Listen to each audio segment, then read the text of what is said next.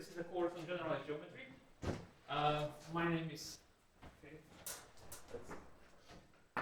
rephrase. So my name is Fredrik Bach.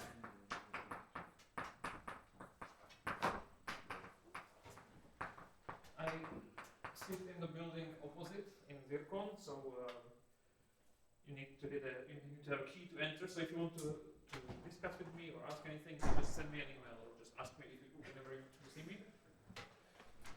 The email is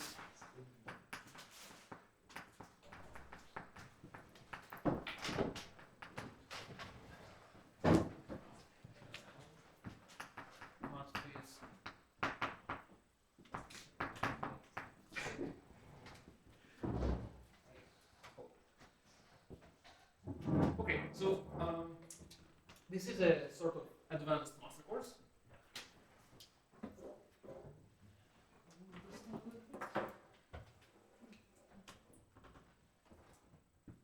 So the topic itself is relatively recent. It's like last couple of decades, so there is not really that much books or lecture notes written about it. But I plan to write some sort of lecture notes at the end, maybe. But so far, if anyone is interested, in the standard references that one can use is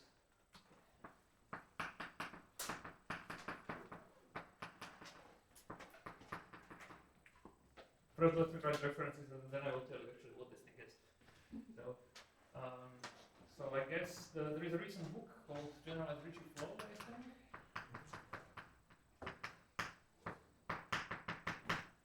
Spelled with a Z. By Streets, Garcia Fernandez and Streets.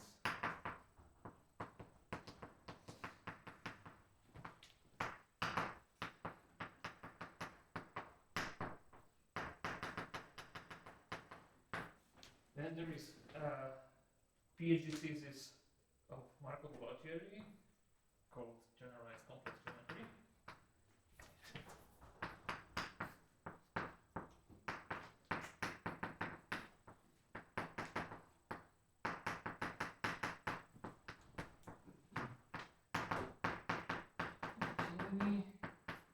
And then there is another thing is sort of very rough lecture notes that I prepared for a couple of years ago for a very brief course at Imperial College, which are on my website.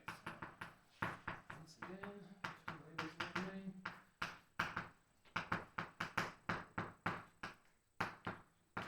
some materials section.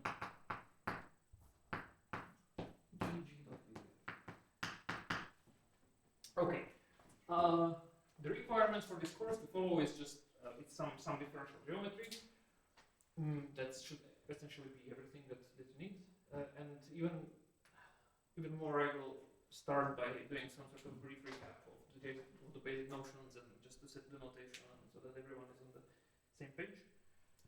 But yeah, so this will be very geometric, as the name suggests. Okay.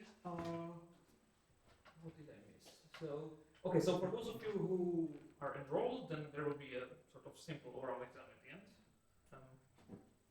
And the structure of the lectures is 2 + 1. So there will be 2 hours of lectures and then 1 hour of sort of more lecture, but also combined with maybe some exercises-ish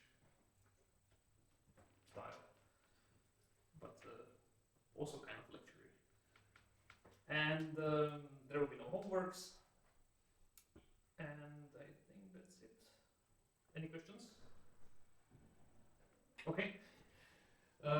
Because okay, so the I will tell you what the plan is, and let me just say that this is sort of an open-end style. So we don't really need to finish everything, or if we finish, we can even go a little bit beyond. So the important thing is that you understand what's going on. So just ask me at any point. I will try to be more detailed. Okay. So now let me actually say what the topic is about. Let's say this was some introduction.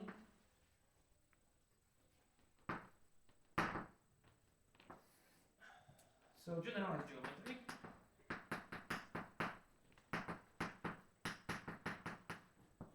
Okay, so I spell it with an S here. schools of how to spell this. I spell it with an S, but most people spell it with a Z, as you can see here and here. It's British versus American spelling, or Oxford. So this is the British non-Oxford spelling. This is the American or Oxford spelling. So it's anyway, it doesn't really matter. Okay, so by definition, this thing I will just mean a geometry of what is called Courant algebroids. Okay, that's my definition. We will introduce what this thing is in like later on. Let me nevertheless draw some. Is this visible? Okay. Let me draw some picture of where this thing is. So this is one of these pictures that people draw at the beginning. So we have generalized geometry and Courant algebroids. And so let me sketch briefly where this sits in the realm of mathematics and physics. That's the best picture I can draw at this stage. So the whole subject originated in the area of differential geometry in mathematics, where people were studying some particular types of geometry. So there is a famous symplectic geometry.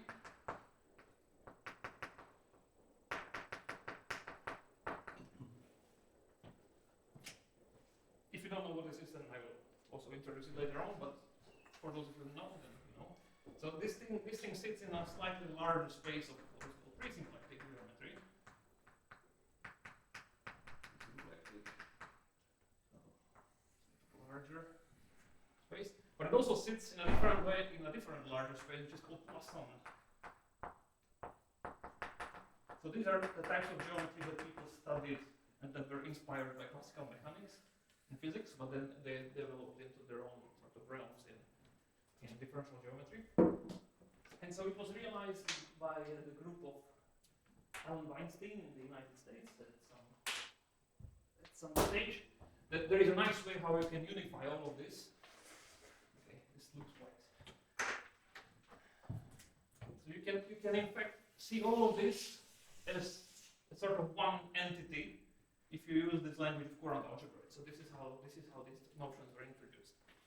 So they sit inside as what is called Dirac structures. It's another random name that relates to the study of Dirac constraints in classical mechanics. Okay, so this is one part of the story. And there was a different school, the Oxford group, which realized that there is a different picture that I can draw if I do complex manifold instead. So this is a wholly different area of differential geometry, or of geometry in general, and very different from the other ones. But famously, there is some links between them. So there is a thing called mirror symmetry that links these two things.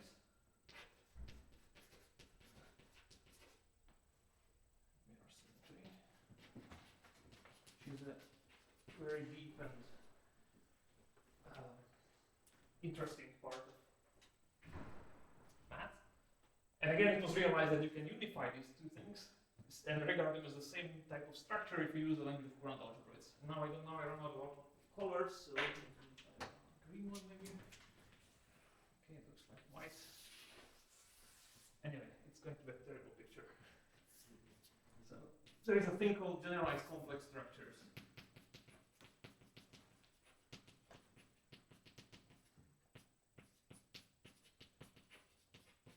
So we will introduce and explain all of this in one of the first courses, and they will lead us to the definition of Courant. Yes?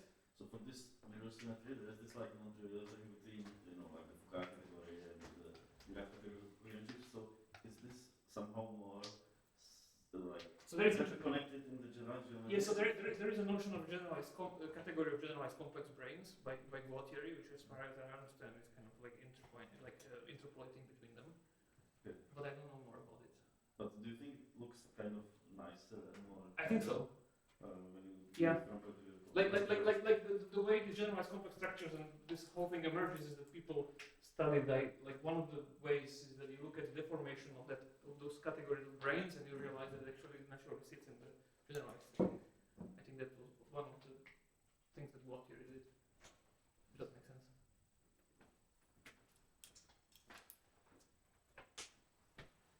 Thank you.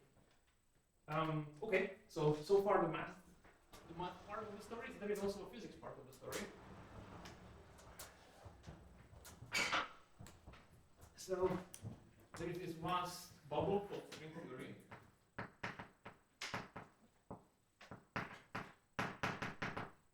Which has many aspects, many facets.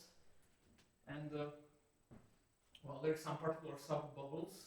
One of them you can call supergravity, 10-dimensional supergravity. There's another bubble, which is called 2D sigma models. And then there's various other topics inside string theory. There's a lot of stuff about dualities, which is another thing that transform string theory is very interesting. And maybe without naming the arrows, let me just say that these things, all these three guys, they naturally sit inside here in some way, or they lead to Courant algebroids from the physics side, more or less naturally. At least some of the dualities. I should maybe be more specific. Let's say T dualities. And okay, just to finish this terrible picture. So there is yet another area of mathematics which is called Ricci flow. And this has been famously used to tackle the famous Poincare conjecture.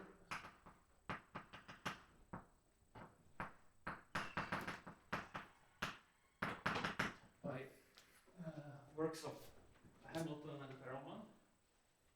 And so yeah, maybe you've heard about this. It's about classification of three manifolds.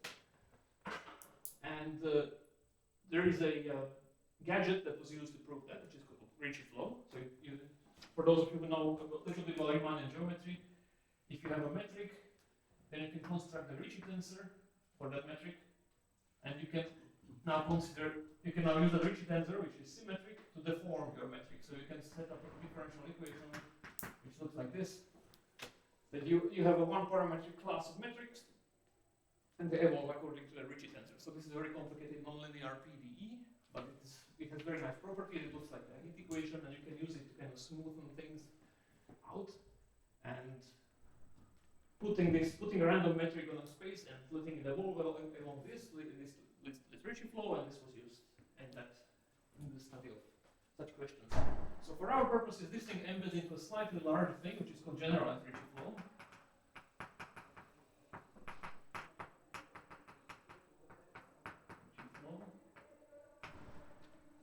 And this thing is linked to a different conjecture, which is about classification of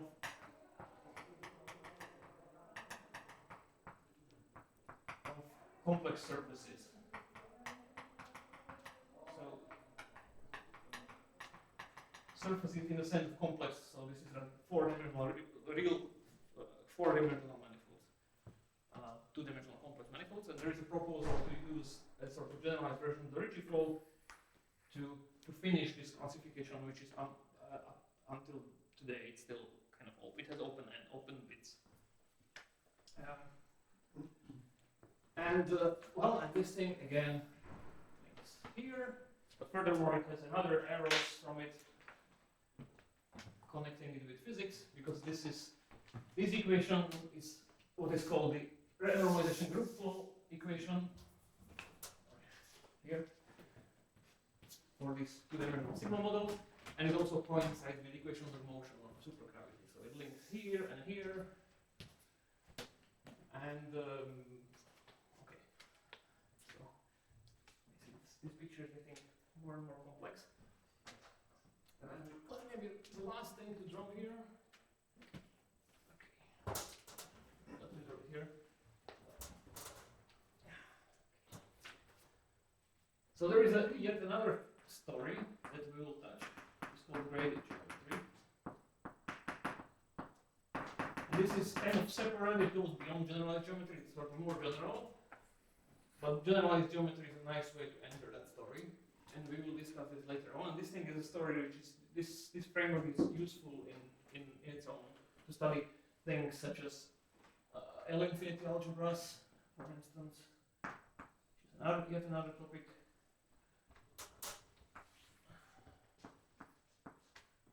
And other stuff. Let me just summarize it as other cool stuff.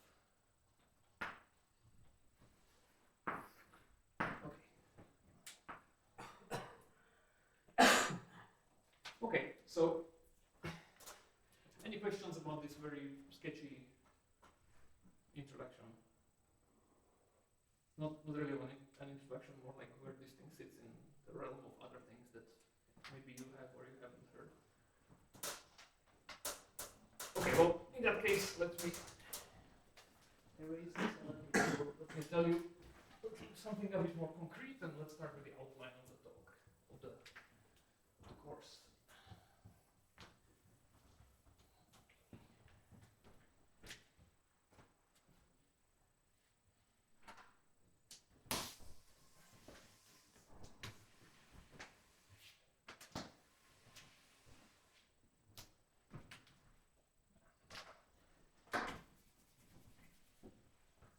Okay, so the plan is to start with the following. So, as mentioned, I will start with some differential geometry prerequisites, so differential geometry, just to set up the stage. So this will include some Cartan calculus, differential forms, a little bit of vector bundles,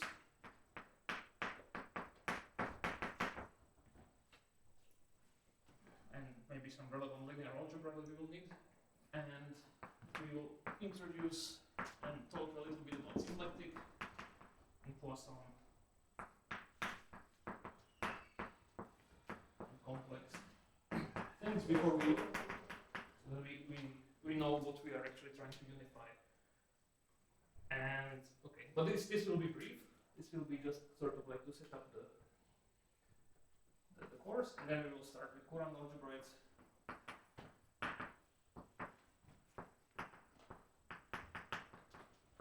And some basic facts about them. Definitions, classification,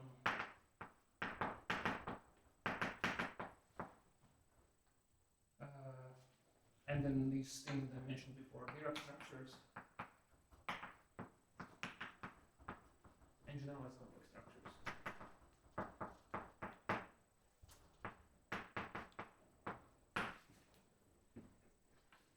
And then I will introduce this language of graded geometry later on.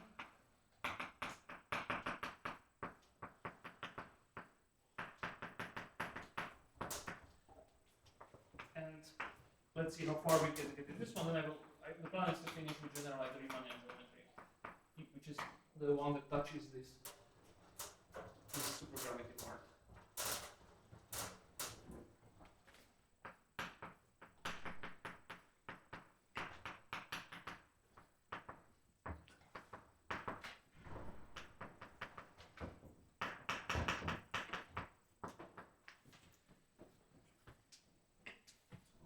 Towards supergravity.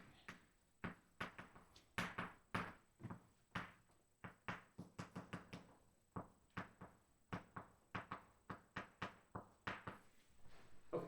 Any questions?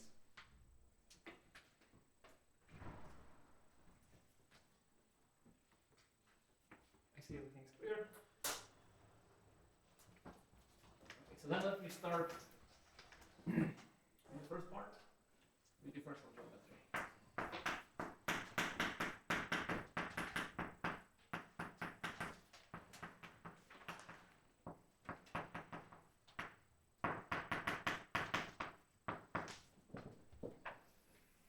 As mentioned, this will be brief, so I will try to run through this thing. So let's start with manifolds.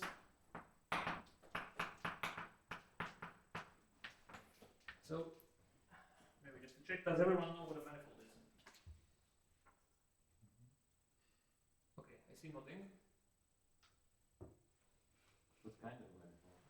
Good, okay. A smooth manifold.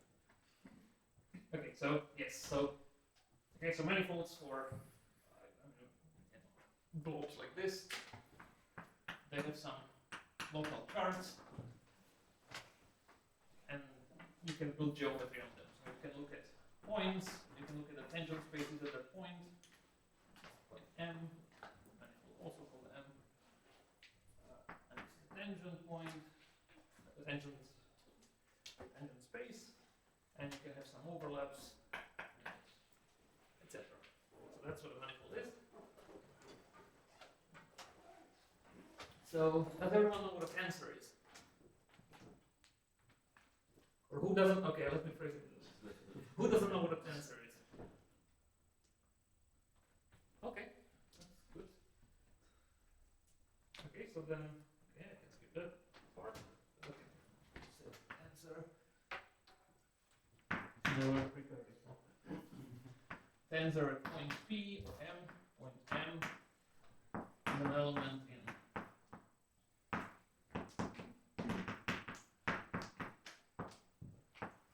default tensor product in here times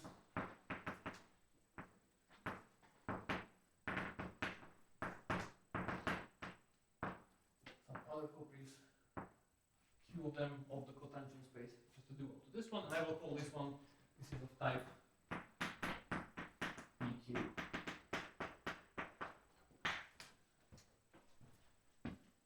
And so some special cases, part of the interesting ones. So tensor, for example, is tensor at a point, tensor field. It's visible. Tensor field is a choice. A tensor at every point. T at every point. And some special cases are tensor of type 0, 0. So what are those? Functions.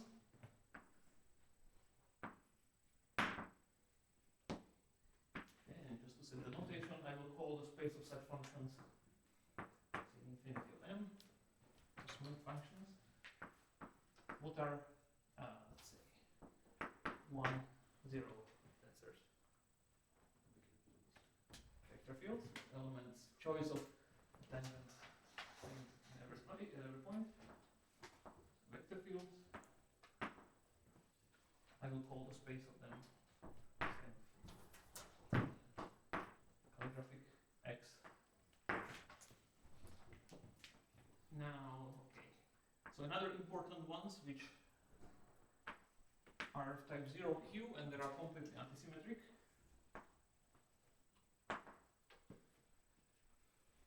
Are called differential forms.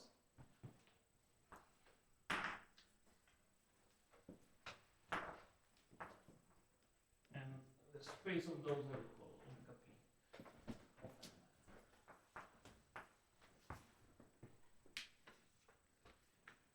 Okay, is this too basic? Should I skip this part?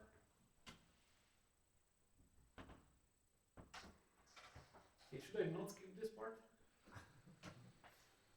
What do we have next? Sorry? What do we have next? Well, frames, components.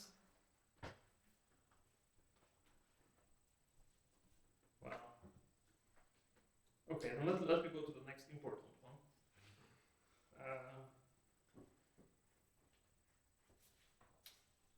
What about pullbacks and push forwards? Does everyone know what pullbacks and push forwards are? Really? Okay, no, that's going to go faster than I thought.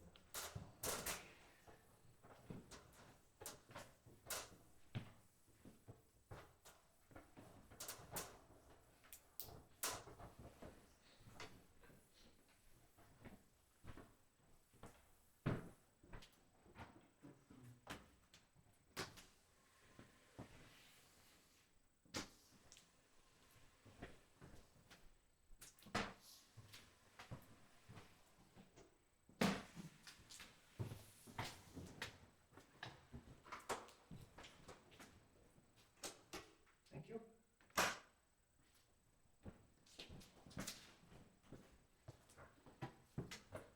Well, okay, well, at least there are some nice pictures that go with pullbacks and push forwards, so let me draw the pictures. So if we have two manifolds,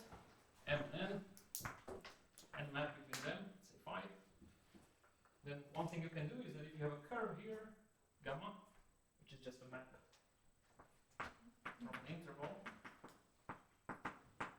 into that space, then choose your favorite interval. Then you can always move this curve using this map. So you just map it here, and you get like phi composed with gamma. And because tangent vector is nothing else than just something that you can represent it as a derivative of a curve at some point, then you can just move it here. Simply take the derivative of the curve here. So if this was a vector v, and this thing will be called phi star of v. So this is what is called push forward.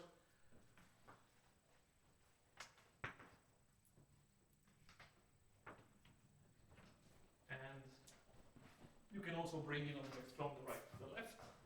So if you have a map M and you have a function f, which is simply a map to real numbers, you can just compose the arrows and you get a new function that's called a pullback of f. So this is just f precomposed with phi. Okay, pullback. And more generally, if you have, again, same picture, if you have some form, then you can pull it back, produce a form in here, and the way that thing is defined is that you insert a couple of vectors in it, and it's given by that thing applied on the push forward of this thing.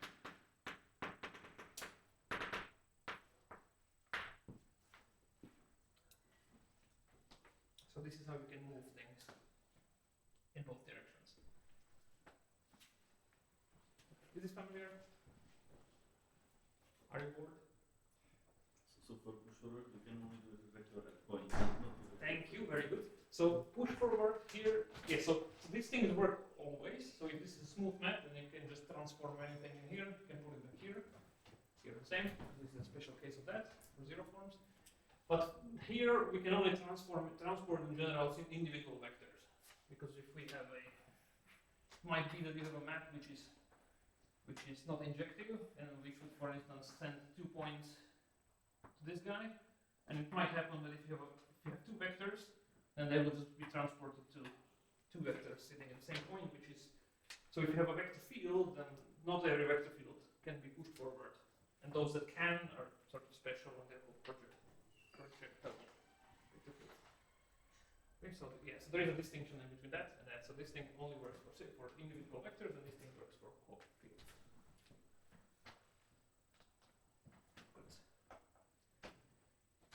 Okay. Well,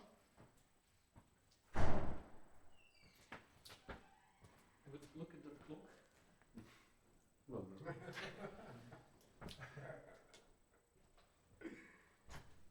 That's a generalized. The generalized clock. Okay.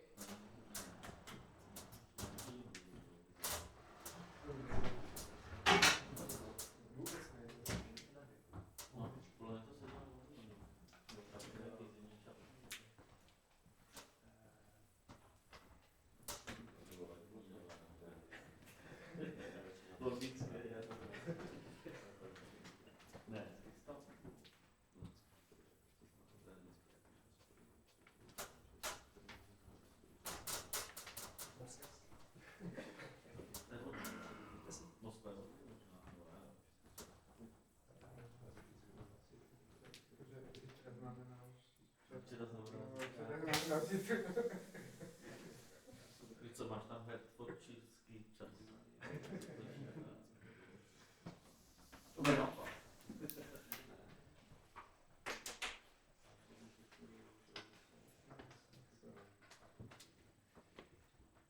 Okay. So, by the way, okay, I should not look at that book. So, when does the break usually start? Is it at 45 minutes and then 15-minute break? Is that how it goes? Or 50 plus 10? Or? Mutual agreement between the audience. Okay, then let's do 45 plus 15 maybe. Okay. Okay, so now that we have these things, then let me say a few words about flows maybe, and that will conclude this bit.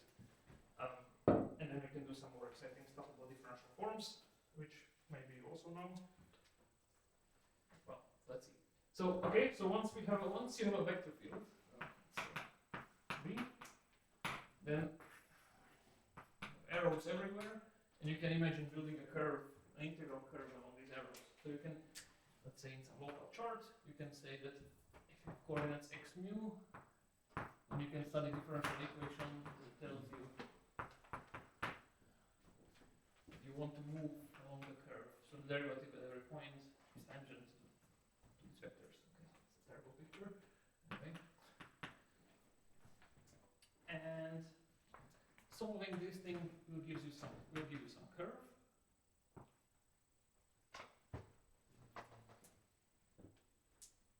And okay, now if you solve it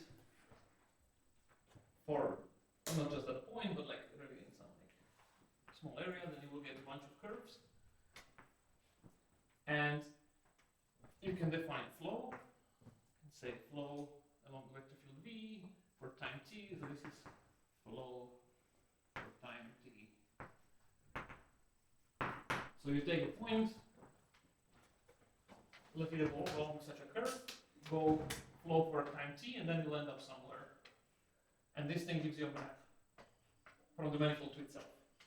Supposing this thing exists globally, for instance, this thing really gives you will give you a diffeomorphism of the manifold. So a smooth map from the manifold to itself, which is an isomorphism. Okay, so this is called flow. And so in particular, this thing gives you a map of the above type. It's a map between two manifolds, where the manifold is just, well, in both cases, the same manifold. And hence you can define early derivative along the vector field. This is simply defined as flowing for time t, and pulling back, and then taking the derivative at time 0. Okay, so this is a natural way how we can compare objects that live at different points. How you can compare objects living at different points. So you have some tensor field, you pull it back along the flow of something, and then you compare it against the original one, and you take a derivative, and you take a difference. That's how you get the derivative. And some properties of this.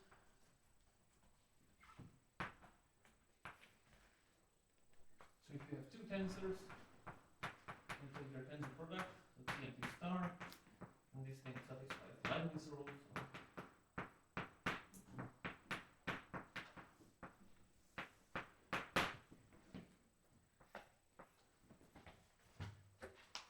So if you act on vector fields,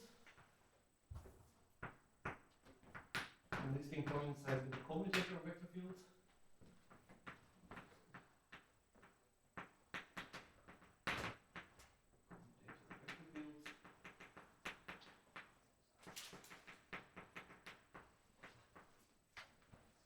and if you act on functions, then they simply coincide with taking the derivative of the function with respect to the vector field. Okay, is this no? Does this make sense? Okay. Maybe one last remark before I finish this section. So, does everyone know what a Lie algebra is? Or who doesn't know what a Lie algebra is? Let's phrase it this way. Okay, so. Okay. Well, this is an example of Lie algebra. So if you take vector field on a manifold with a commutator of vector fields, and this thing satisfies the properties of Lie algebra. So what are these properties? It says that the bracket is antisymmetric, and it says that the other property says that if you have three guys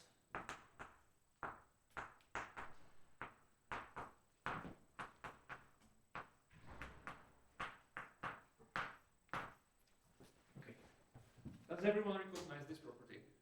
Or is this so if you've seen a definition of Lie algebra, then it's usually phrased in some sort of cyclic permutation identity. And this is equivalent to it. If if you assume antisymmetry. But in fact, this is kind of like a arguably more conceptual way to understand what the algebra. This is kind of a better way to write what the Jacobi identity is than the cyclic permutation thing, because it's just a pretty random thing. But it's more symmetric, not necessarily relative. No.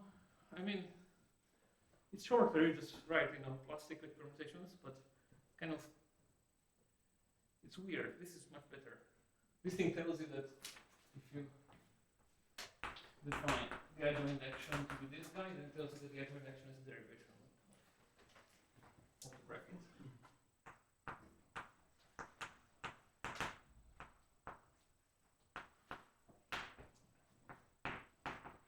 I hope this is visible. Yes, that's the same as that. Sorry for dense writing. Okay, anyway, this is just to set up the notation if you want. And now let's do something more exciting, which is differential forms.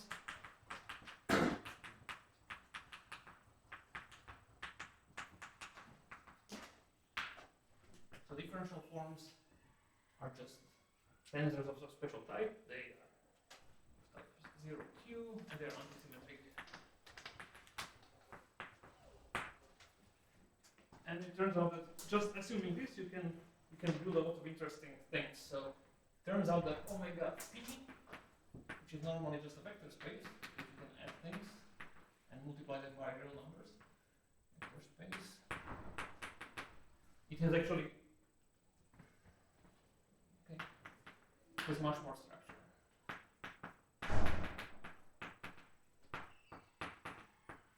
And I assume this is probably also known to everyone, but slightly less.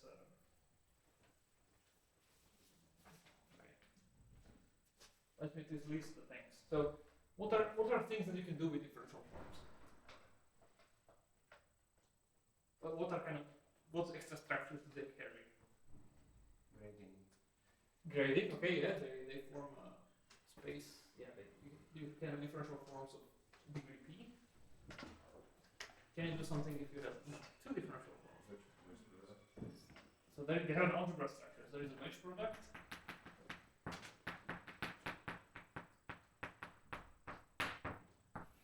Okay. Denoted like this. And so if this guy was in omega p and this guy was in omega q, then this whole thing will be omega p plus q. And this thing is defined, if you wish, in some frame. Let's say nu as factor p plus q factorial over p factorial times q factorial, and then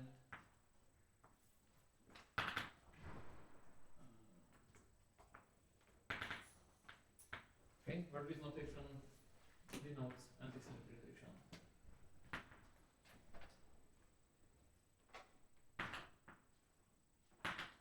So you tensor them, and then you antisymmetrize, and then you multiply with some number. Does anyone know why this number is here? What's the role of this? With number of shuttles now, so you don't want to overcount. You want that kind of coefficients you want if you just write every vector once. Okay, good. That's one way. I wanted to say that you need this in order for it to be associative, but that's kind of the same thing. There are at least two conventions now that both work in the books. But they both lead to the same stuff, no? Yeah. So with this normalization, then you have that this is associative. So this is an associative product.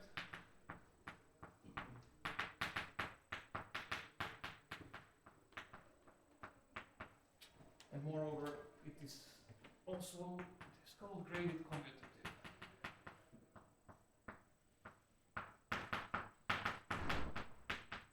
Which means that if you wedge two things, this one was in omega p, and this one was in omega q, and this is minus 1 to the p times q of the wedging in the other direction. So this is what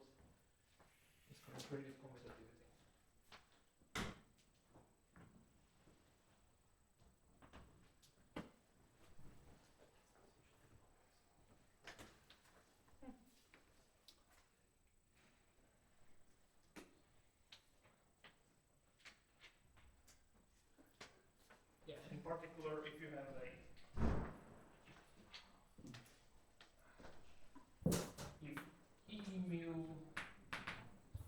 you have a frame emu, so basis at every point in some open neighborhood in the manifold, and you can write alpha using its components as this, where these are the coefficients components of the form. And one other property is that if you wedge with a function, then if you look at the definition, then you see function as function, which is the same as the zero form, and this is simply multiplication.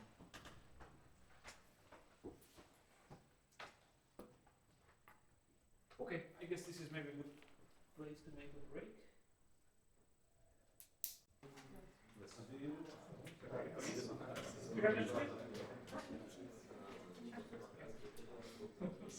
Okay, welcome everyone back.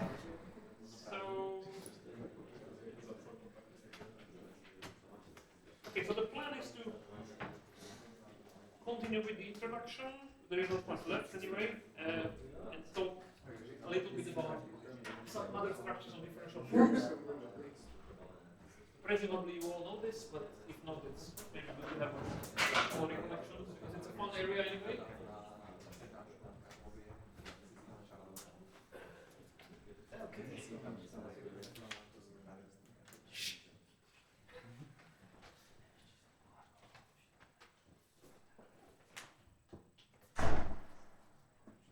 Okay, so another structure of, so we have famously the wedge product. The second important thing is the differential. There around differential.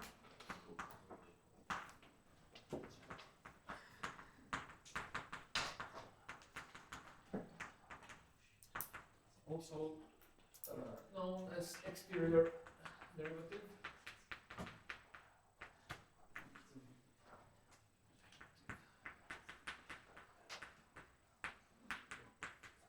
So this is an operation that takes a form, a P form, and creates a new one which is called D alpha, which is a form 1 degree higher. And concretely, the way this works is that if you pick a coordinate frame, for instance, and now this is a P plus 1 form, so it will have one extra index.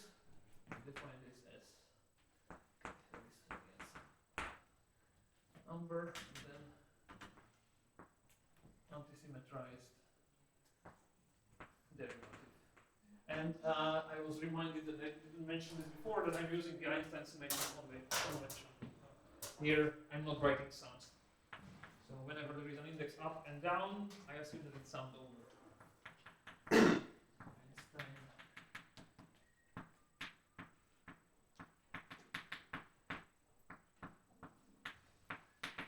So I very much recommend using this whenever you work in differential geometry.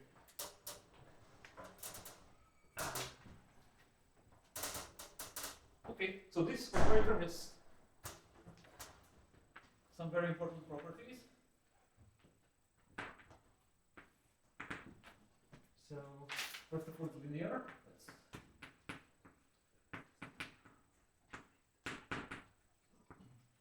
Also, if I multiply by a function by a number, I can take it out. But on the product, on the wedge product, with respect to the wedge product in the following sense,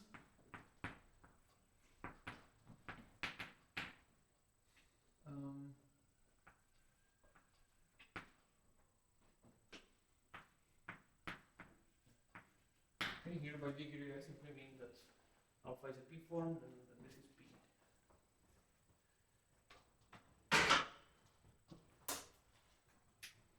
So here I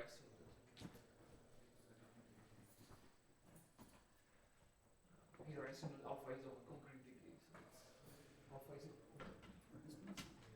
okay, and well, famously this operator is nilpotent, so if I apply it twice, then it's 0. also it commutes with pullbacks. So if phi is a smooth manifold, then I can write this. So if I apply it on something and then pull it back, it's the same as pulling it back and then applying the operator. And consequence of this is that it commutes with Lie derivatives as well. If I take a derivative, if I have a one parameter class of flow, and I take derivative with respect to time, then I get this kind. Okay, now let's make this a little bit more general. So set definition. So linear operator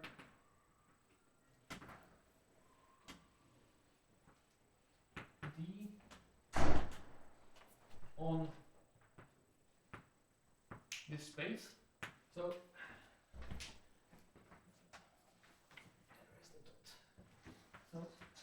by this thing I will mean some, like I will simply put these two things together, and they start with 0. So 0 forms are the lowest ones, those are the functions, and the top ones are the ones which have the dimension of the manifold. So to the dimension of m. I will call them collectively omega m. And so we say that okay, a linear operator here is called the derivation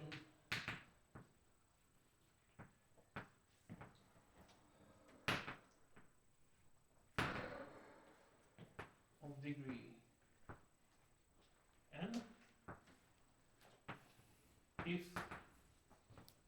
first of all, if I act with it on p forms, then I create forms which are of, when I shift the degree by n, so I increase the degree of the forms. And the second property that I require is that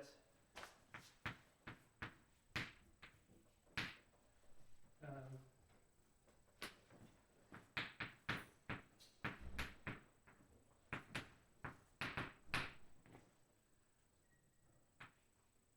times degree of alpha.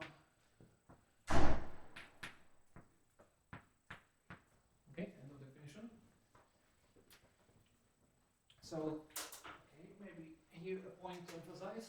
So we will encounter factors like this a lot. So this is called the Koszul sign.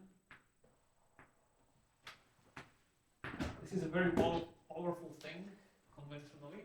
So whenever you work, so if you work with objects which have this kind of great degrees, like degree p, p plus n, etc., then the natural signs that appear are those that look as follows: that you that it is minus 1 to the power. Whenever you swap two elements of some degrees, then you need to add this factor. So in this case, what happened typographically is that we had d, then we had alpha, and then we had beta. Here we have d, alpha, and beta.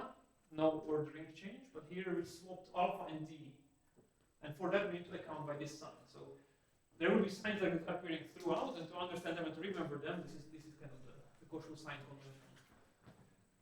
So whenever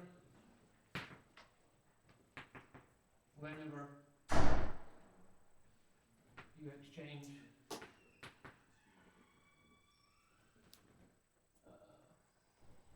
objects in a very loose sense, A and B,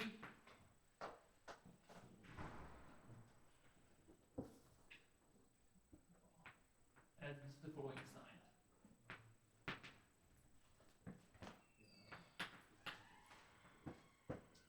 Degree 1 and degree of the other. So okay, this is just a motto. This is kind of just a phrase to remember that there will be lots of signs appearing, but they will all have this form actually. So actually you don't really need to care about them. If you remember, there is a sort of coherent sign combination that you can use. You will see that in all the examples that we will see that this is actually, they always appear with this sign. Okay, that was just like a philosophical insertion. And okay, in the space we will call case of derivations of degree n, simply their n. Very clever. Okay. So, can you think about any derivation of some degree of the algebra of differential forms? Anything that we've seen perhaps today? I was hoping something else first, but yes, derivative. For instance, the thing that suggestively written above. You do as well? So the interior. Okay, thank you. Okay, so examples. So we have seen 3 examples already. There is D. So this is a derivation. I claim that this is a derivation of some degree. So what degree would that be? 1. Because it increases the degree by 1. So this holds. Does this hold? Yes, because n is 1, so you just have degree of alpha, and that's precisely that property. Okay, this works. And there is another one. We have a Lie derivative with respect to a vector field V. So we saw before that, okay, Lie derivative is just like an infinitesimal pullback, so it doesn't change the type of the form. So if this is supposed to be a derivative, what would be the degree of that derivative? 0, perfect. And does it satisfy a property like this? Yes, it does. I mean, I showed you before that if you would have a tensor product, then it would respect it, but you can easily antisymmetrize it and check that this holds for the wedge product as well. And then there's a third one, which is the contraction or inner product. Interior product. That's okay. Thank you. I just call it contraction. Interior product. Yes. Okay, thank you.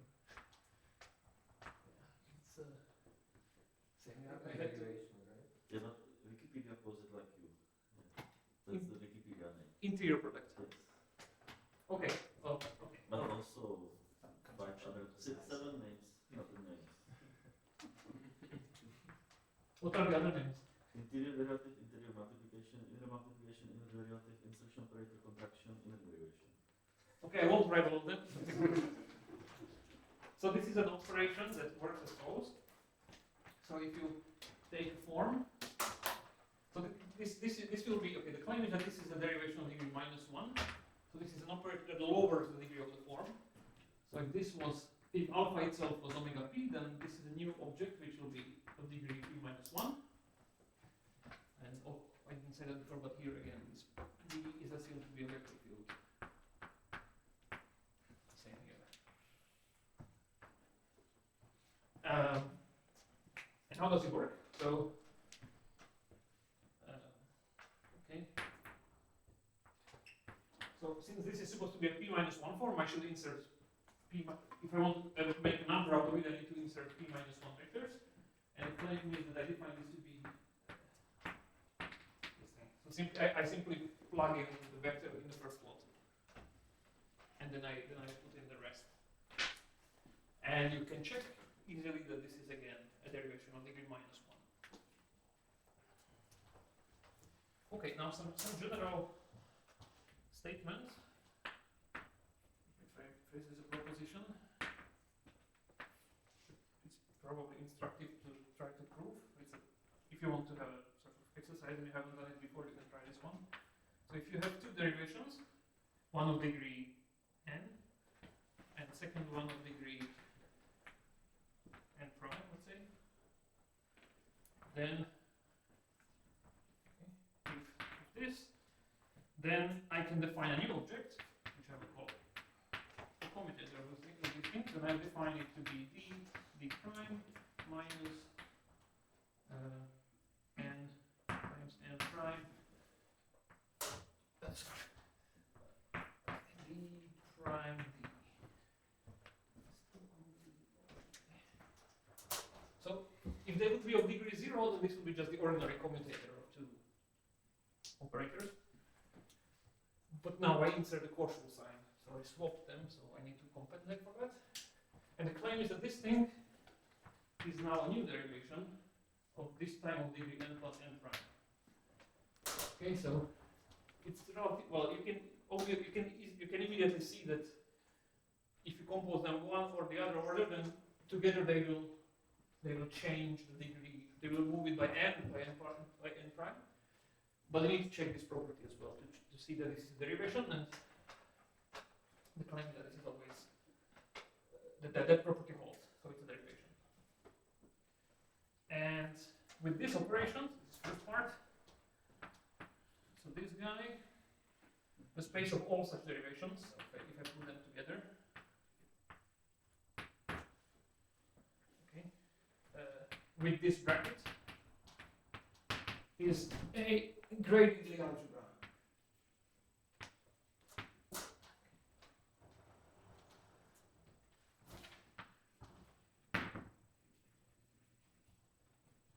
Which means, that if I have two things, so it's antisymmetry, but in a graded sense. So and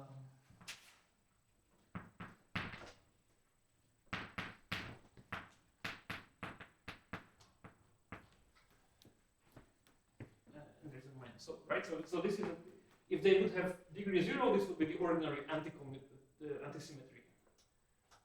But there is an extra sign because this is a graded geometry.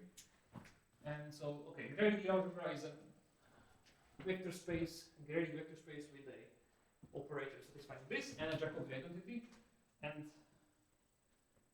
I would argue here that this is already one of the places where you can see that the other rewriting of the Jacobi identity at the beginning is kind of more useful, because in graded geometry it's very easy to write what this thing is. Sorry, in this, let me write. The claim is that I get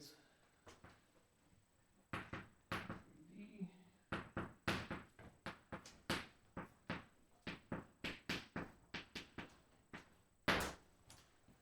So this is the natural Jacobi identity for a graded Lie algebra. So you see that it takes the form of an ordinary Jacobi identity, written in the form before. So bracketing with d is derivation of the bracket, and we accommodate it for the sign using this Kochel convention. Sorry, so if you take two derivations of what's degree, then the commutator is not going to be a derivation, only the entire commutator? Yes. Right. So I'm denoting it like this, but this is not to be understood. This is not a commutator. This is a graded commutator. So okay. Some people would call it somehow different, and they would put like something like this or some other notation to kind of emphasize that it's not antisymmetric. It's only antisymmetric on It's graded.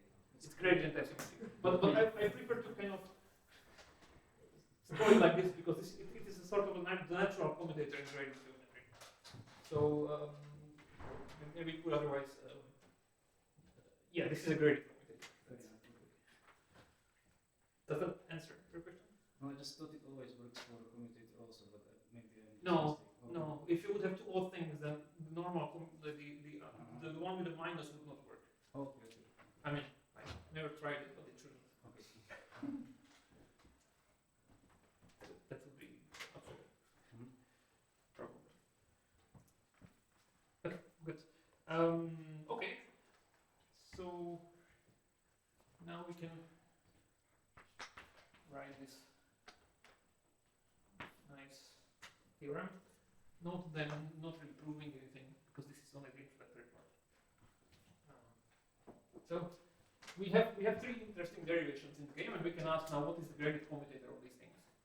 Is it something nice? Is it something interesting? So, for instance, what is this? What is the commutator of Lie derivative with an insertion? What is the commutator of two Lie derivatives? What is the commutator of d with, let's say, with d? Is the commutator of two insertions, contractions, or integral products? what is the commutator of this thing? What did I leave out?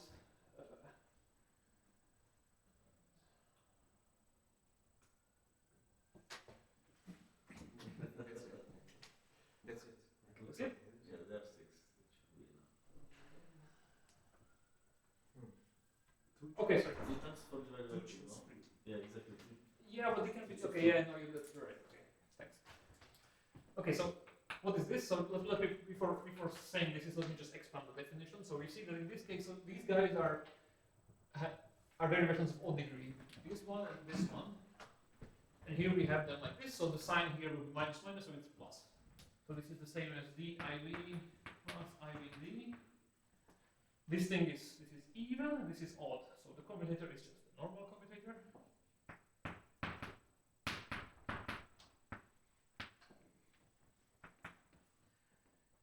Well, this thing is, they are both even, so this is just,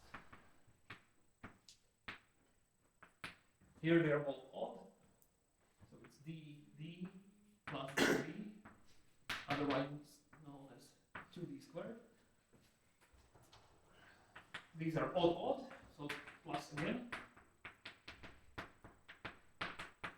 and these are even and odd, so ordinary commutator. Sorry, minus. Okay, so can you tell me what these things are? This one? Okay, when you still don't But yeah, good. Lead derivative. Thank you. So this is the lead derivative. This is known as the Cartan magic formula.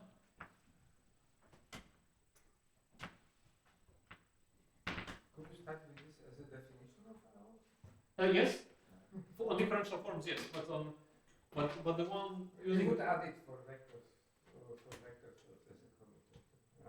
yes, but I wanted to, well, not yet, but I also want it for other objects like half densities and things. And there's the definition via flows works always. Yes. But we are, yeah, good point. So what is this thing? So I have committed. Yes. This is our commutator. This is, well, I'm not sure if this has a name. Maybe it's also called Cartan something for movement. Right. But it's also like it's It's like the right bracket. Yeah, okay, fair. But I was hoping for some, catchy name like, I don't know. But it's like Leibniz formula, no? Because you differentiate, you have to differentiate W. Yeah, okay. Oh, I see. Okay. So Yeah, you sure. put it in the argument and you differentiate all of it. Yeah. And that's like differentiating the vector field and then the rest. Yeah, you're right. Okay, so it Why doesn't, it's- so it doesn't deserve a name then. It has name. Okay. As the biscuits. No? Incidentally, okay, a cute fact that probably no one's interested in. This is the same thing as you can. A thing that confused me recently because I was trying to do something in the graded setup. This is the same thing as this one. So.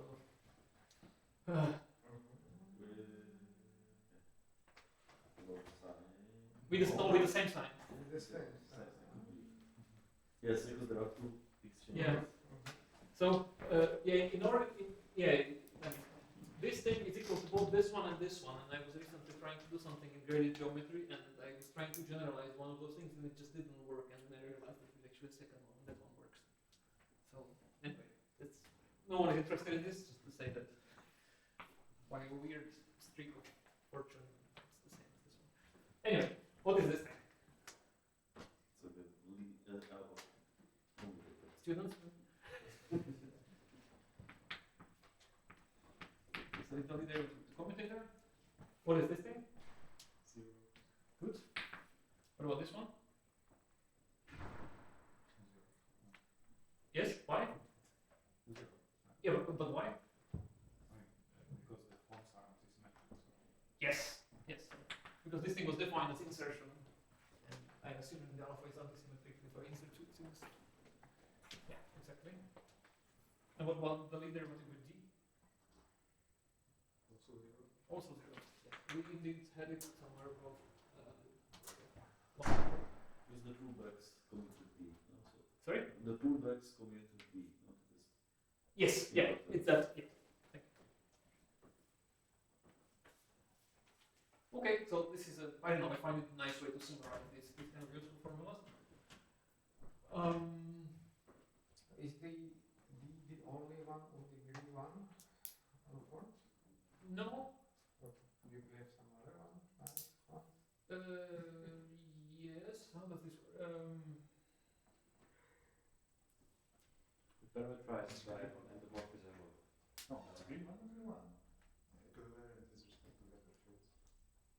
Okay, if you throw in that. Yes. Okay. So yeah, I did it. You have some more binary and queries with this classification by pattern measure. That must be some. Yeah. Probably, but yeah. Okay. But it's the only one that carries a nice name, or the only one that exists if you assume so.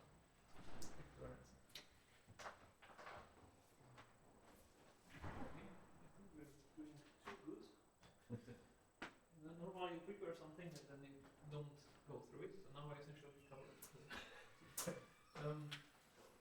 we can do the exercise session. Sure. No, so we can surely do other stuff. So yeah, maybe one more thing that you can do with forms. So can anyone think of another thing that? What is another thing that you can do with forms? That's another kind of nice operation on forms. Which Okay, you would need the metric. Yeah, cool. Okay, sure, but you will need a metric for that. But yeah, I didn't think about that one. That's a good one. Integrals. Yes. So I erased it probably, but anyway. So we have so the forms, they exist in many degrees up to the dimension of n. And those ones, if the manifold is oriented, oriented, then forms of the top degree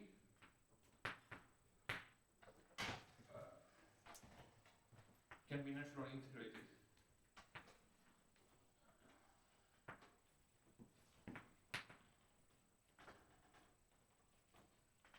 And we call it integral.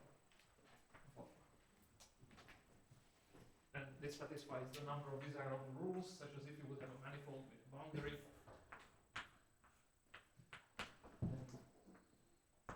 D of this thing,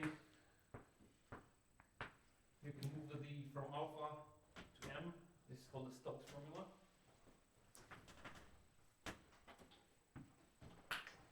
And there is also a version of a substitution, so if you would have a diffeomorphism and you pull it back, then it should give the same integral.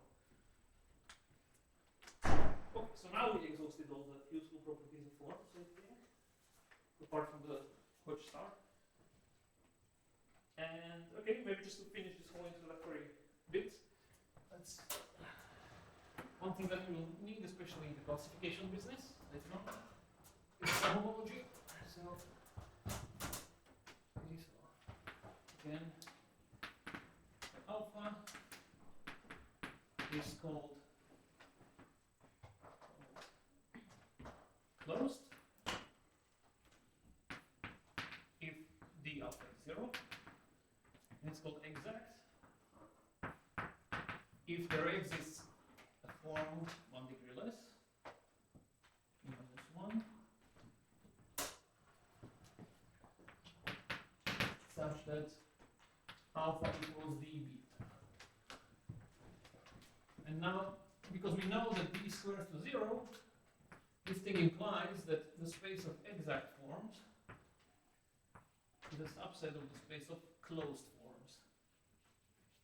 Because whenever I have something that is exact, which is already d of something, if I hit it with a d once again, it's going to be 0, so it's closed.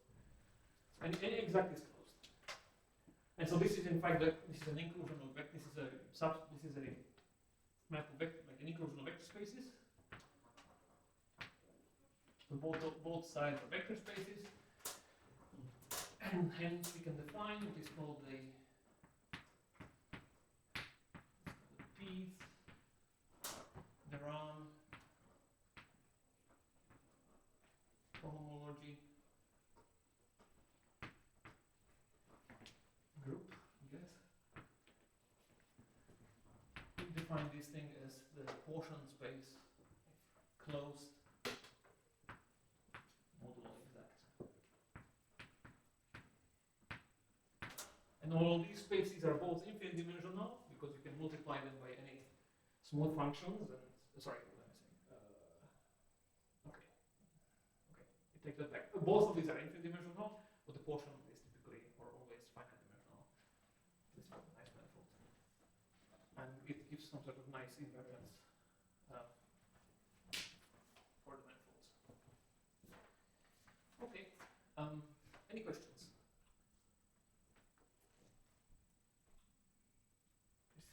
So maybe you can tell us what is it for Rn or for spheres?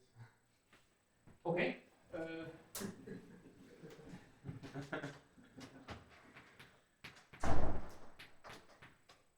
So let's say Rn. Let's say n is 1. So this thing is R if n equals 1. Sorry, if p is equals 0, and it's 0 otherwise. So it's a chain of things. It's like zeros everywhere except for degree 0. In other words, i.e. if alpha is a form of some degree which is non-zero on Rn such that it's closed, then it's also exact. For some beta. Okay, because that's what the cohomology tells us. If it's 0, it means that this space is the same as this one. So exact is the same as closed.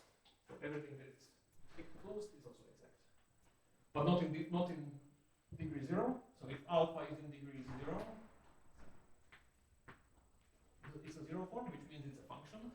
So in that case, let's put f. So then, okay, sorry,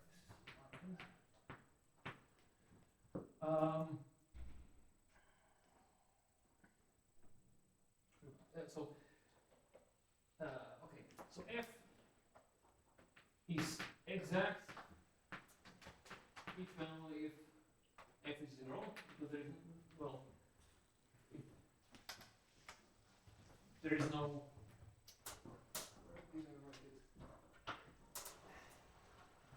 so the Durham differential works like this. It goes from here, always one step increases, and in a sense you can also say that there is a Durham here but 0. So anything that's d of any 0 form that's d of something is, well, there is no non-trivial 0 form which would be d of something. So exactness is just well, only the 0 non-form is exact. What does it mean if it's closed? If and only if df is 0, but df on function is simply the derivative. So this is if and only if f is constant. And how large is the space of constant functions? It's one-dimensional, because we are assuming that Rn n is at least 1. So the constant functions are a one-dimensional space, and hence the cohomology is one-dimensional, which is R. What would change if I would take n equals 0?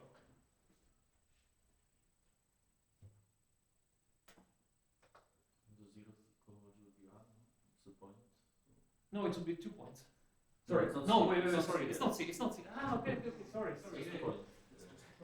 Yes, it's just a point, sorry. So then it works. Okay, yeah. Okay, I was mixing two examples. Thank you. Yeah, and the example of the sphere. Now we follow the sphere, no? Yeah, now it's not. Now it's Okay, so this thing is it's R if p is 0 or n and 0 elsewhere, and here I need to assume that n is at least 1.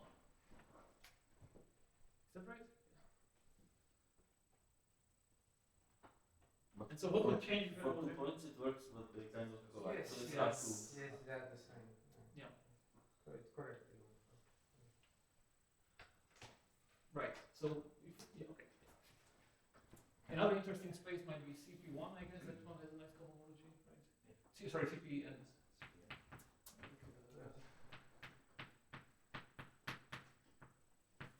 So this is it's R in all even dimensions and 0 otherwise, right? If P is 0 to 4 up to n, and 0 otherwise. Okay, anyway, that's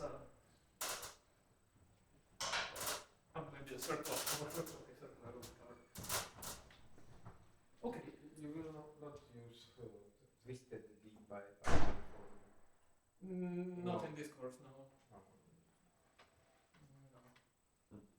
And since you discussed the wedge, this one is also a ring, no? And it's nice that it's generated in degree 2. Right. Yes. Yes. Yeah. That's true. Like the yeah. Sorry. Versus given. Yes. That's right. Yeah. That's the generator. Yeah. Okay. Yeah. That's both true. Should I write? No. Yes. No. When did we start then? 55. Okay. Okay. So actually, this is getting more lively now. The topics is becoming a bit, I don't know, more interesting. So okay.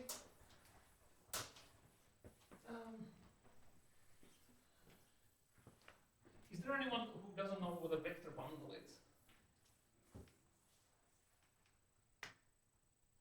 Raise your hand. You are not visible to camera. Don't worry. Okay, so everyone knows what a vector bundle is then.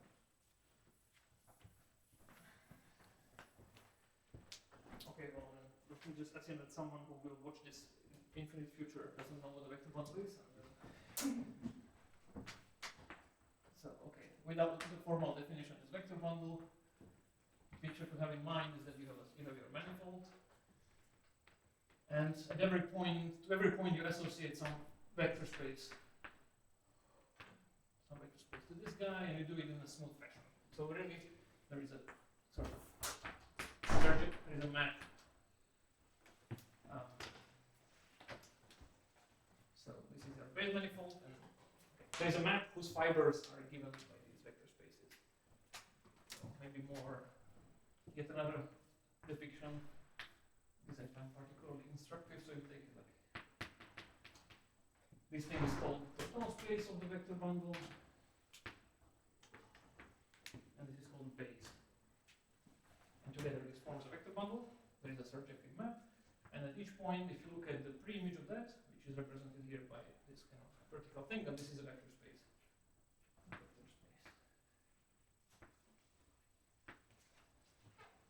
A prototypical example is that you take M a manifold, and you take V a vector space,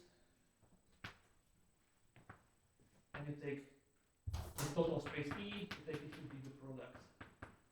In that case, literally this picture is correct. So it's really the product. Global, it's globally a product.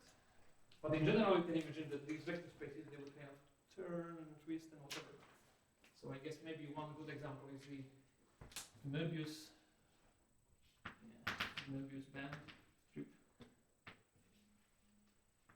which I will now attempt to draw and fail. No, maybe not.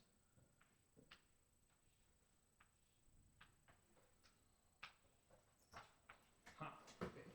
No. Does this look like Möbius band? Okay. So now if you imagine that at every point you would kind of instead of looking at R, let's identify it with, using some logarithm or something that just like shrink it to a finite thing. And that's what I mean. So there is a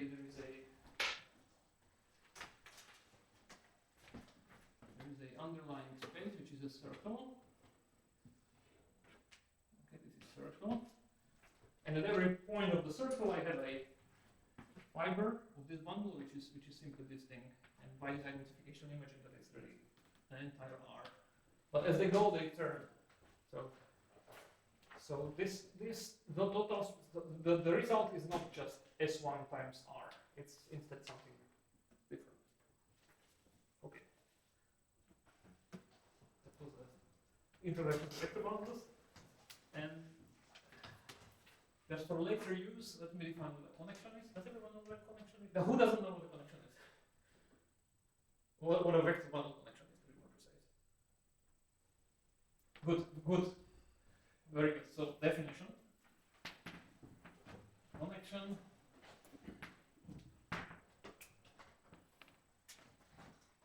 on a vector bundle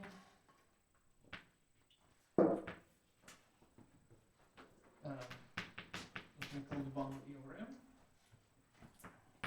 is an operator, let's say linear operator.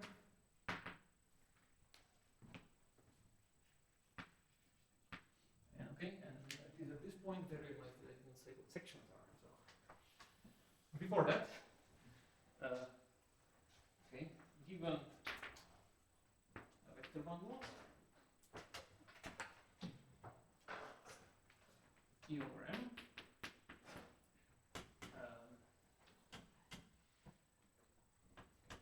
let's call this a definition. A section E of this vector bundle. Sometimes you call vector bundle just by saying E. You know, it's a little bit of an abuse of notation. You really mean the whole structure of the vector bundle, so two spaces with a map. So a section of E is a map, smooth map. It's a sigma that goes from here to here, such that if I compose it with this map here, which I will call pi, the projection, and this is the identity on M. Okay, in other words, apologies, I will get to connections in a second. In other words, a section would be a map. Say in this example, to every point on the base, I associate a point in the space, but such that if I compose it afterwards with the projection, I land up at the same point. In other words, at every point I choose a point sitting above. And I do it in a smooth manner, so it corresponds to a picture of this.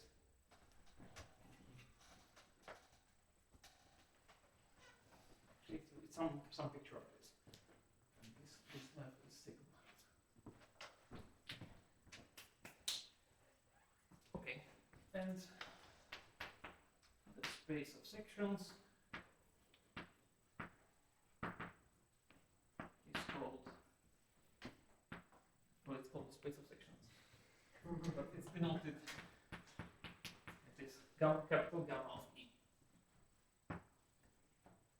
And okay, and maybe note if sigma is a section and f is a function on the base manifold, then it makes sense to say f times sigma, by which I just mean that, you know, if I have a picture like this and I have in addition I have a function on the base M, then I just create a new section, which I will just do by, at each point I look at what was my original section, it was this point. I look at what the value of my function is at that point, and I just multiply them. And, you know, because these fibers are vector spaces, it makes sense to multiply them by numbers. So in fact, I can. Okay, so this is a section, and another thing is that if I have two sections, then I can add them. And this section. Okay, simply, I have two pictures like this. Two different sections, and I can add them because at every fiber, at every vertical thingy, they are elements of a vector space. Because it's a vector bundle. So I can add them and I end up with some new section. Okay, example. So at the very beginning of this introduction, you saw that if you have a manifold, then at any point you can construct the tangents space, and we call the tangent spaces TMM. And well, if you think about it together, they just assemble into something that you can call TM. So this is simply the vector space where the associated spaces here are simply the tangent spaces. Okay, so this is the TM over M. This is called the tangent bundle. It's an example of vector bundle where the corresponding vector spaces are simply the tangent spaces. And what is a section of such a tangent bundle? Vector. A vector field, exactly. It's a choice of a element in here for every point. At every point I choose a vector, and that's a vector field. So gamma of Tm is simply this thing. And similarly, I can construct other things such as T tensor Tm tensor T star M, which would be the bundle whose sections are simply tensors of type 1, 1. So that's another thing that I didn't mention, that if you have vector bundles, okay, if E over M and E prime over the same manifold are vector bundles,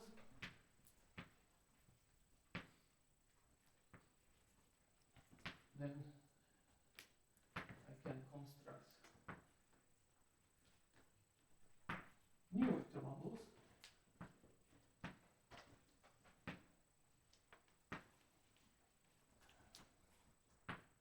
One of them would be this thing.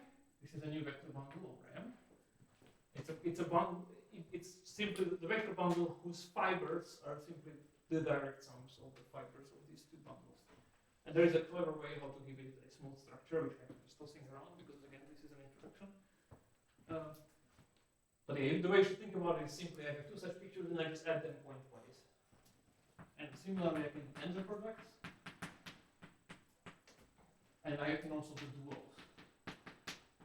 So again, this is a bundle such that every fiber is a dual. The fiber of this thing is the dual of the fiber of the original bundle. And then you can make sense of things like these. Okay, and now I can talk about functions. Or is it time? Yes, sorry. Welcome everyone after the long break.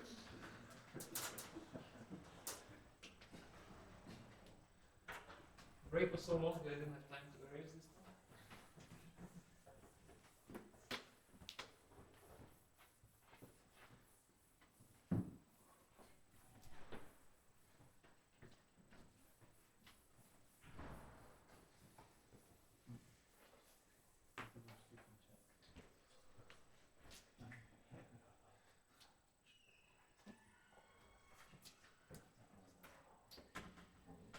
Okay, so now we are ready to define connections.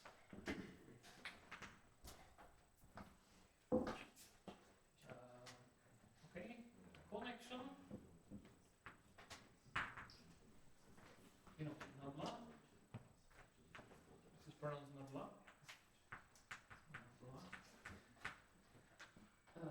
On a vector bundle.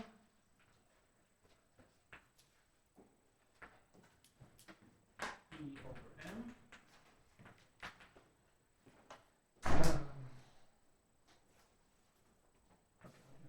Is a linear map.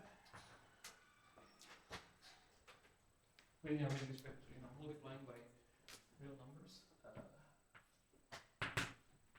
It takes two sections. Okay, let's make a bilinear map maybe.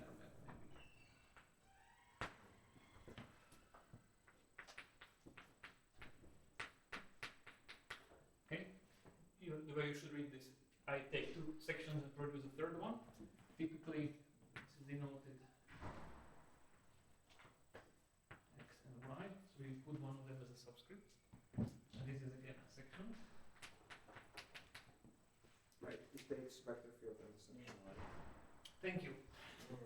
Good, good. That was of course a tricky question. You jumped ahead already. Yeah, sorry guys. Thank you. Yes, so here we let's call them gamma X and E. So X is a vector field.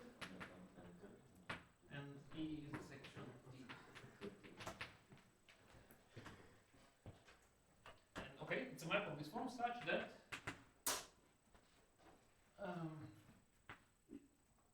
if I have it like this and I multiply my vector field by a function, f here is a, sorry, if I take a function and I multiply this thing, then I can take it out for free.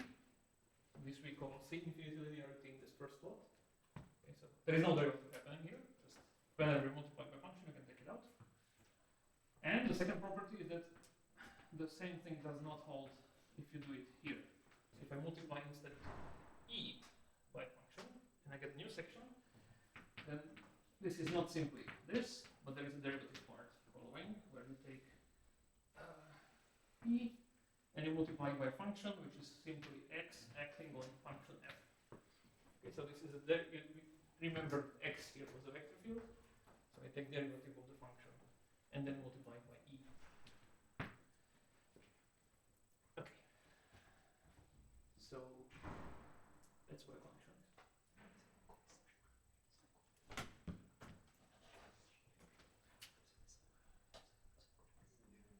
Well, okay, that pretty much concludes everything that I wanted to mention about vector bundles. Yes? Can I ask a question? So, how do we call such a structure of, say, all the vector bundles over n that can compose in those ways? I guess that's a category, right? But how do we call this fact that this space of all vector bundles, we can mix them with a plus, with a times, and with a dual?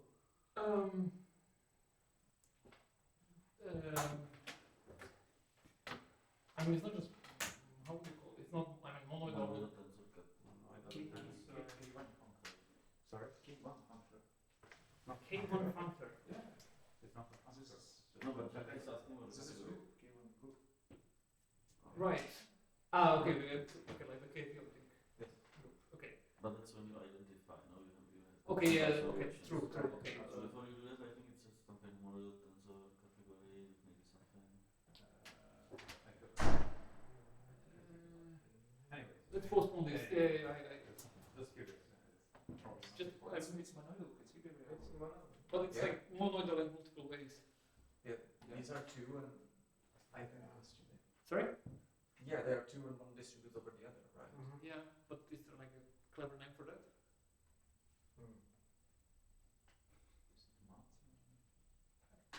It's a. It's, yeah. Okay. Okay.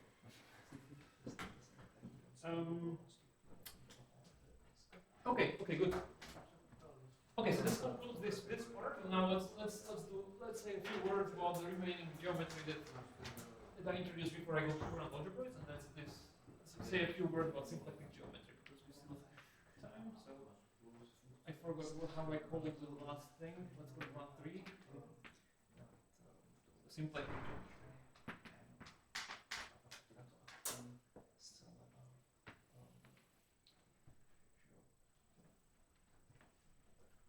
Okay, so definition. A symplectic manifold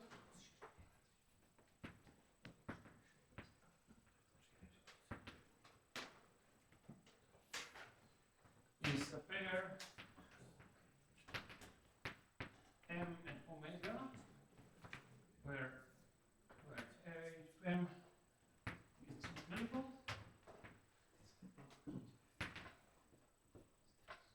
and omega is a 2 form on M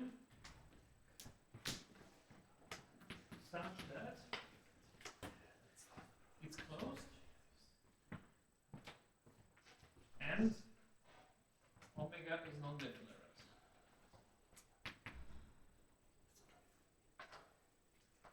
So there's various ways how you can say what this is. So one of them is that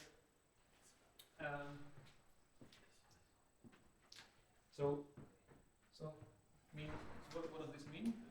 So since omega is a 2 form, is a tensor of type 0, 2, so it is something that at every point this thing at every m omega is something that lives in Tm star tensor implies the same thing. And this is simply this is just a tensor product of two vector spaces, but it's the same thing as a homomorph. It's like a space of linear maps. Okay, we call it hom from TMM. And actually, sorry, it's yes, to T star. Okay, so by this I mean this is a space of linear maps.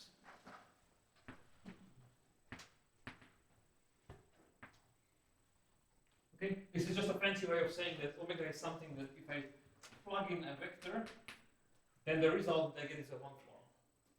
Okay, so it's a machine to construct one forms from vectors. That's what it wrote.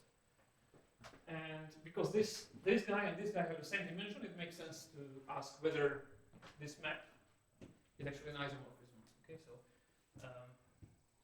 I want omega to give an isomorphism or be an isomorphism even.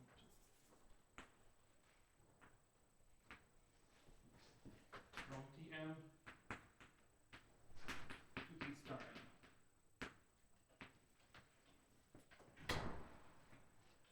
That's kind of an abstract way. More concretely, just look at the components and you want that these are invertible matrices. It's the same thing.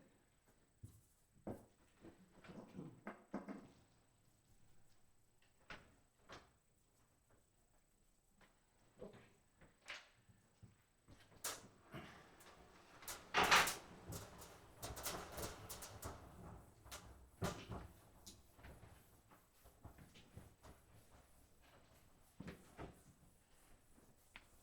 So is there someone who has never seen symplectic forms before?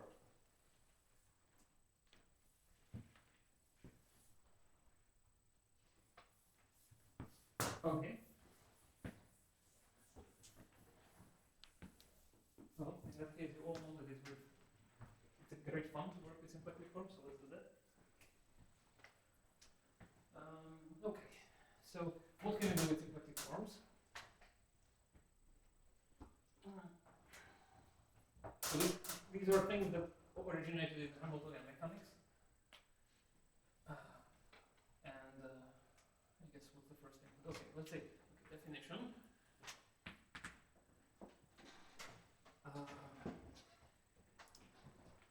Given function, we define a vector field, which I will call xf, called Hamiltonian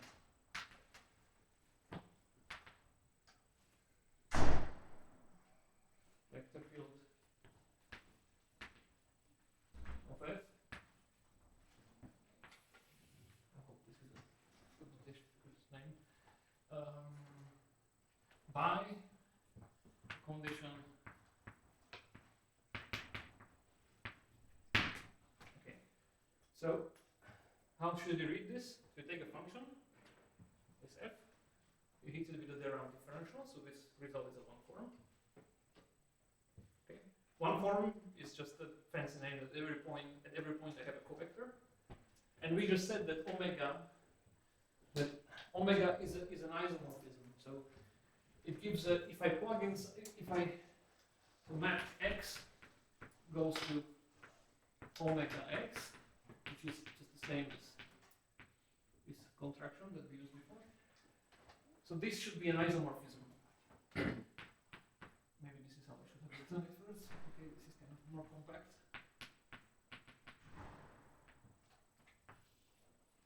Okay, I take a tangent vector, I plug it in, and I want this covector that I got.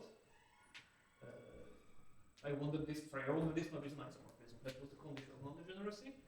But this thing tells me, in particular, that there exists a unique vector field xf, such that if I plug it into omega, then I get this one form.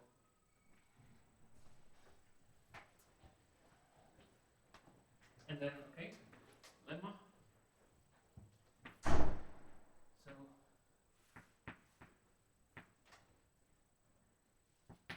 this is 0.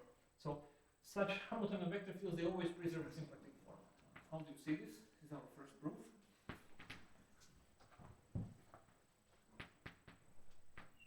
Okay, so how should I do this?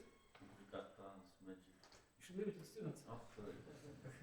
But you looked at me, so I felt obliged. You looked at me, I feel obliged. Okay, well. So, right, so. So I use the Cartan magic formula. Now this thing is 0 because omega was closed. Is that the condition?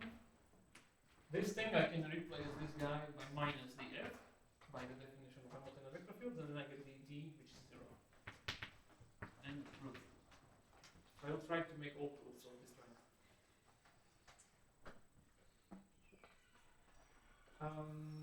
Okay, what else can you do? Try the other way around. Sorry? Try the other way around. Which other way? You mean? Yeah, if it is invariant or derivative, then. Oh! Because you need something. Right. Okay, okay, so note. So if we have a vector field, just any vector field, and this gives 0, then I can use the Cartan formula there, and I get I is d omega plus d ix omega. So d omega is 0 by the definition, and since so if we start with this, if L omega is 0, then it follows that d, okay, that this implies that this thing is 0. So in other words, it's closed.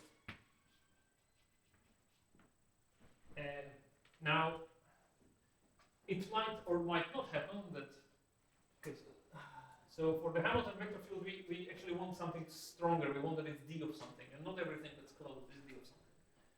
But for instance, if the first Laurent homology of the manifold is 0, then it means that all one forms that are closed are also exact. And hence, if I use it here, then it means that ix omega is d of some function. And I will call that function minus f.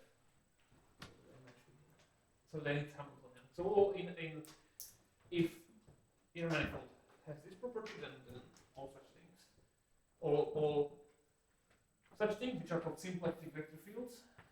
So symplectic, or symplectic vector fields are Hamiltonian. So you didn't mention obvious thing which everybody knows that it's necessarily even then. Oh yes, that yes. So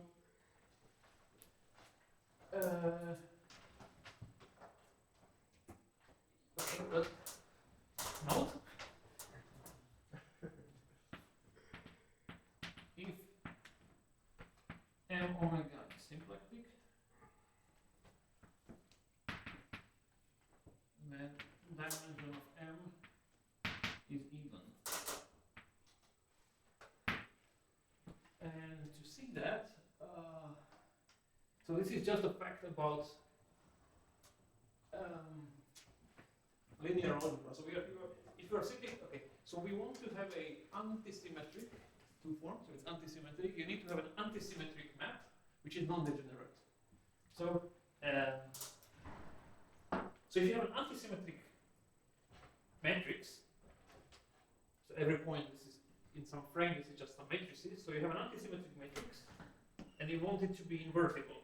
Now, antisymmetric matrices, for them you can always choose a frame such that the matrix, such that the form looks like, such that it has a normal form, which looks something like this.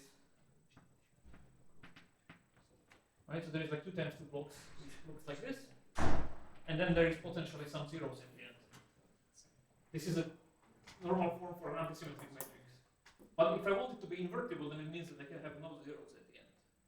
So it means that they have to all be, has to be block diagonal of these blocks, hence it has to be indifferential.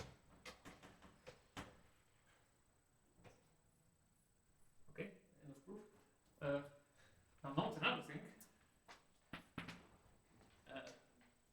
If you have a thing, okay. If m omega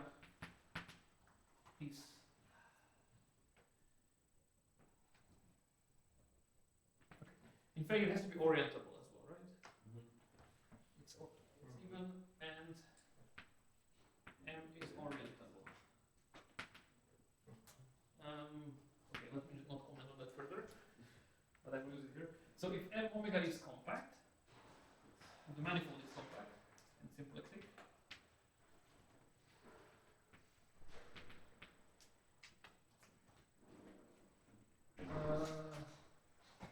Omega represents non-trivial homology. yes. So then the second homology class of M is non-zero. And proof of that, now I'm getting a little bit away from what I wanted to do originally, but that's very good. Suppose that omega was, suppose H2 M was 0. So this means that omega, which is closed, has to be exact. So it's d of some alpha. And now what I can do is that I can take this, my omega,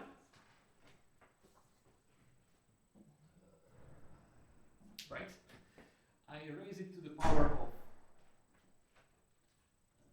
dimension m over 2. Okay, because okay, m is even, so which means that dimension m is 2n.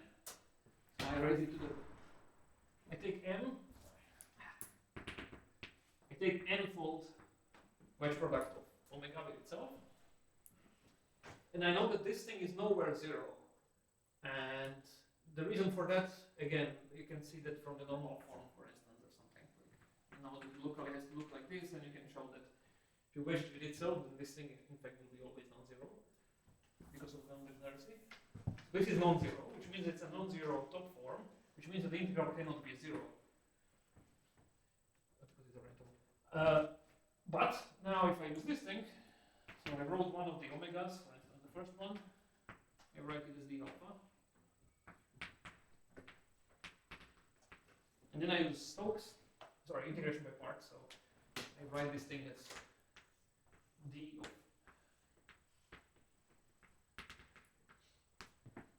minus alpha wedge plus minus whatever d omega plus minus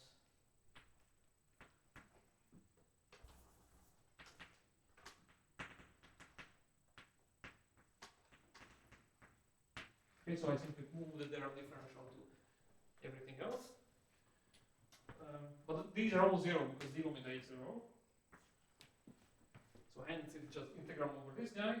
And because omega was compact, and I didn't say that, but I meant that compact with no boundary.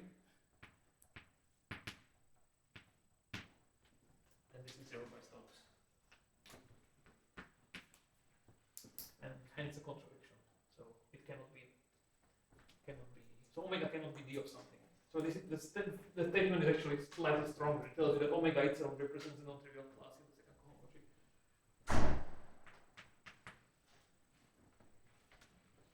Okay. This is strong, no? This tells you, for example, that the even dimensional spheres. Yes, thank you. Very good, very good. Yes. Thank you. That's a good one. Corollary. It tells you that Sn is symplectic if and only if n equals 2 and 0. maybe 0, yeah.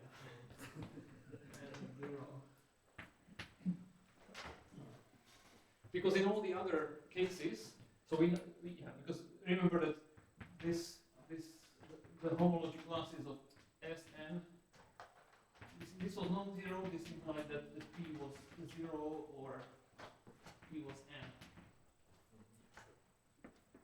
And yeah, and symplectic form is a 2 form, so we need that omega 2 is non-zero. So.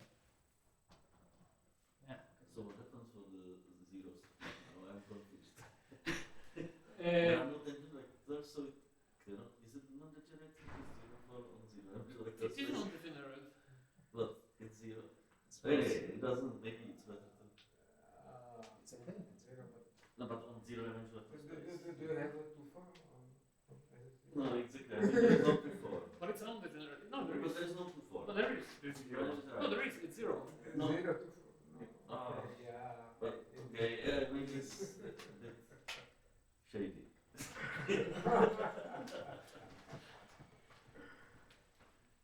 And the other examples that we had, the CPN, these are always symplectic. It, I mean, doesn't follow from this theorem, but are symplectic. But if you remember, they had a 2-4 Fubini studi. Thank you. Okay, it's called Fubini studi. Or probably studi. Studi, maybe he was German. Really? Right? Studi? What am I saying? So the symplectic form in that case is called liquid. In fact, it's stronger, it's smaller. But okay. Also, what happens for CP0?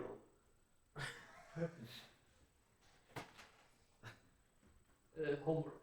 Do we need examples? Yes, it's Studi, it's a German guy. Really? Yes. Okay. But then they also say red vector field? Yeah, maybe that's his name. It is. I think yes. Yeah. Sounds It's German. Yeah. George Feld. Yeah. But It's already.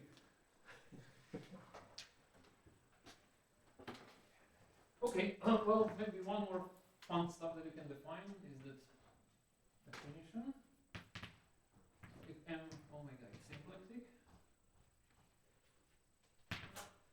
then we define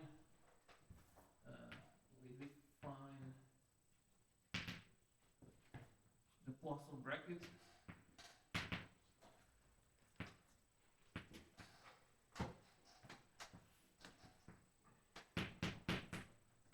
This is a map that takes two functions and produces the third one. It deserves the name bracket. This is defined simply by you give me two functions. I convert the first one to its Hamiltonian vector field and then take a derivative of the second one.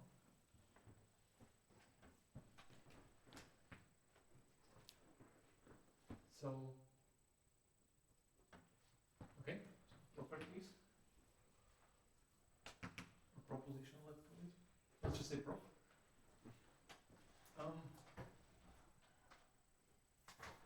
So the algebral functions with this thing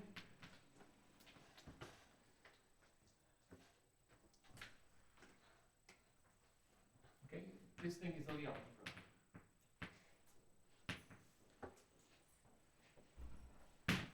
That's first property. So what does it mean? It means that the bracket is antisymmetric, and it means that it satisfies the Jacobi identity. Now, okay, it's a proof. For instance, the antisymmetry. As usual, I will show the easier one, and then for the antisymmetry, you want to show that if I have them in the other order, which means that this is just x g on f. What does this mean? This is. So maybe it's easy if you write this as omega evaluated on xf and xg. Good. That's Also for Jacobi maybe. very good. Yes. So let's do it again. So okay, okay. Indeed, by looking at this, by unraveling this definition.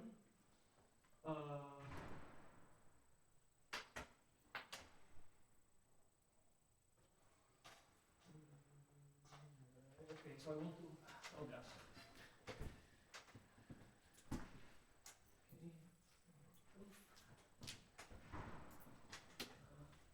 Let's see. Erase this thing. Dilemma.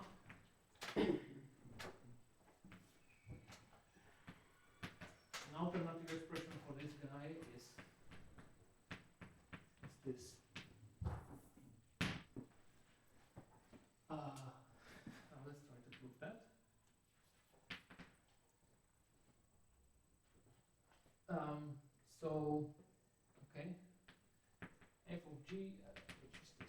guy, I can equivalently say that this is, I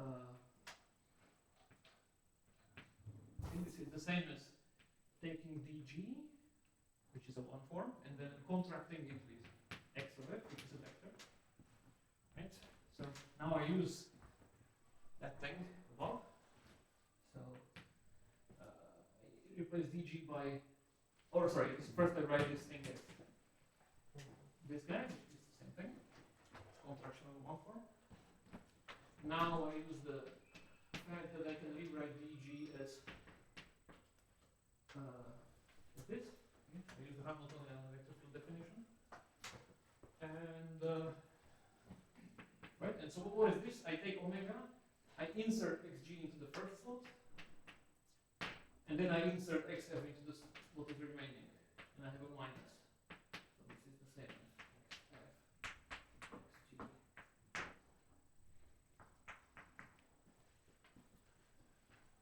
Okay, and now you can see that it's antisymmetric because omega is antisymmetric. And the Jacobi identity I will leave for. Base of omega is 0. Yes, so the other But bits. you don't have to do it. Yeah, I mean, yes, yes. But what might be useful to do, and that's maybe the last thing. Okay, let me just say that. And there, because the chalk is running out. Proposition. Okay, so what we rewrite the previous one is this thing with the plus one bracket. Algebra, and as was said before, the way you prove Jacobi is that you use that omega is closed. That's the thing that enters into the Jacobi identity. But maybe another useful property is that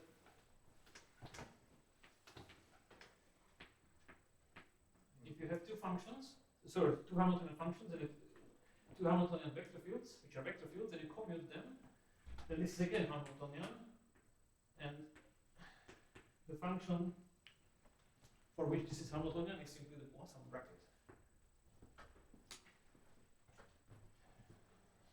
Okay, so this is a fun kind of little thing that you can try to prove. And one corollary from there is that this thing, which was a Lie algebra, now you have a Lie algebra morphism, you have a homomorphism of Lie algebras to vector fields. By this, because this property precisely says that the commutator gets mapped to the Poisson bracket gets mapped to a commutator. What is the kernel and the co-kernel of this map? How they differ What do you mean how they differ? in the two spaces? Yeah, so what is the kernel of this map? Yeah, exactly. No, I'm asking, asking the audience, what is the kernel of this, what is the kernel of this map? So how does this map go? This f goes to xf. Which are the functions that map to 0? The zero cohomology. So the locally constant functions. Yes, functions which are closed, yes. Okay, yeah. Local constant functions. Yes, and the co-kernel would be in the image, sorry, the space modulo the image, and that one we've shown that, what did we show? That if the wait, sorry. You talk about the symplectic vector fields, and there it has Yeah, okay, sort of, yeah, right, okay, yeah, kernel. there it has even, like, yes, okay, yeah. And So then each target will be larger. Yeah, but so the zeroth cohomology kind of measures the kernel, and the first cohomology, as you discussed, measures the co-kernel with Yes. the target is the symplectic vector fields. Right. Yes, I see. Thanks. Okay. Yeah. Right. Okay, so you can even say symplectic. So those are preserve the omega. So maybe the Leibniz rule for the Poisson bracket can be useful. Okay. Okay, the last proposition is that if you have two functions and you put that function in the second slot, then this thing has no, but this is kind of okay.